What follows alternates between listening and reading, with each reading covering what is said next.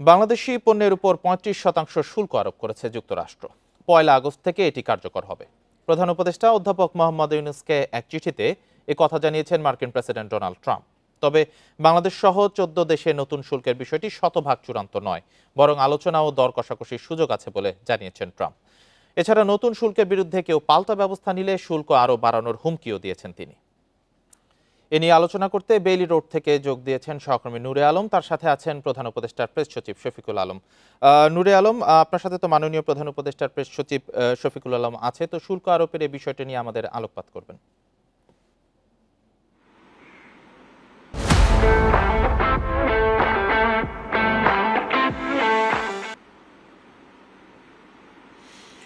সোমবার রাতে বাংলাদেশ সহ ১৪টি দেশের ওপর যে নতুন শুল্ক আরোপ হয়েছে সেটি নিয়ে কথা বলার জন্য আমাদের সাথে রয়েছেন প্রধান উপদেষ্টার প্রেস সচিব শফিকুল আলম। আমরা সরাসরি চলে যাচ্ছি তার কাছে।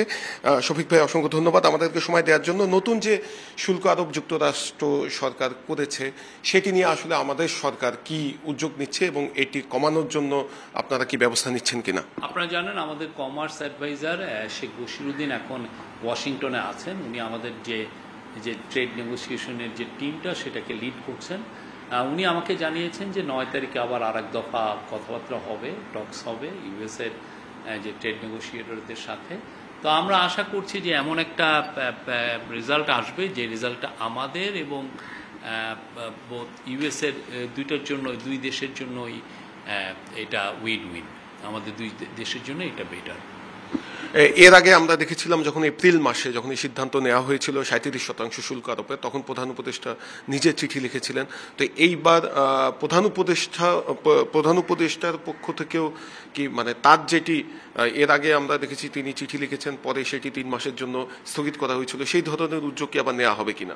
না, এইখানে যেটা হচ্ছে যে আমরা ওই যে ৯০ দিনে উনি যে রিকোয়েস্টটা করলেন, করার পরে ৯০ দিনে কিন্তু আমরা যথেষ্ট প্রিপারেশন নিয়েছি। আমাদের এখানে কনসালটেশন হয়েছে, বাংলাদেশে যারা টপ ট্রেড এক্সপার্ট তাদের সাথে কনসালটেশন হয়েছে, হয়ে আমরা আমাদের একটা পজিশন পেপার আমরা তৈরি করেছি। সেই পেপারটা নিয়ে ওদের সাথে আমাদের কয়েক দফা কথাবার্তা হয়েছে এবং আমরা আশা করছি যে ৯ তারিখের কথাবার্তাটা এটাকে আরও এক ধাপ সামনে এগিয়ে নিবে, বেটার একটা জায়গায় নিবে আশা করছি। শফিক ভাই, যুক্তরাষ্ট্র সরকার এই সিদ্ধান্ত নেয়ার পেছনে কারণ হিসেবে তারা বলছেন যে বাণিজ্য ঘাটতি কমাতে চান। সে বাণিজ্য ঘাটতি কমানোর কোনো উদ্যোগ আছে কিনা, আর এই শুল্ক আরোপ যদি এখন হয়? কিন্তু কথা বলেছি যে আমরা আমাদের ডিজায়ারগুলো জানিয়েছি, ইউএসএ থেকে আমরা কি কি পণ্য আনতে চাই।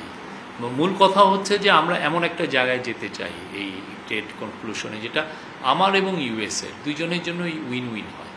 হ্যাঁ, এটা কেউ বলবে না যে না আমি এই নেগোসিয়েশন থেকে বের হয়ে যায় না, এটা আমার জন্য ভালো হলো না, এটার জন্য না হয়, দুজনের জন্য এটা বেটার জায়গা হয়।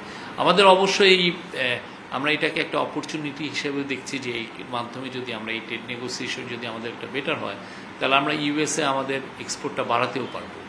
আমাদের সেই গার্মেন্টসে এক্সপোর্ট বাড়ানোর সক্ষমতা অলরেডি আমাদের আছে। আমরা আশা করছি, দেখি কথাবার্তা আমাদের যিনি ট্রেড নেগোশিয়েট করছেন শেখ বশিরউদ্দিন, উনি প্রাইভেট সেক্টরের লোক, উনি নিজে একজন লিডিং এক্সপোর্টার। তো ফলে উনি এই পুরো বিষয়গুলো খুব একদম প্র্যাকটিক্যাল এক্সপিরিয়েন্স ওনার আছে। হ্যাঁ, তো আমরা আশা করছি উনি আমাদেরকে একটা এই যেই লিডিং নেতৃত্বটা দিচ্ছেন সেই নেতৃত্বের মাধ্যমে আমরা একটা বেটার রেজাল্ট পাবো। তৈরি পোশাক শিল্পের উপরেই ৩৫% যদি শুল্ক আরোপ হয়, যেহেতু বেশিরভাগ আমরা তৈরি পোশাক শিল্পই আমরা রপ্তানি করি, তো সেটি যদি আসলে নেগোসিয়েশন যদি ফেইল হয় তাহলে এর পরের পদক্ষেপ কি হতে পারে, অথবা আপনারা মানে কোনো ব্যাকআপ প্ল্যান নিয়ে রাখছেন কিনা?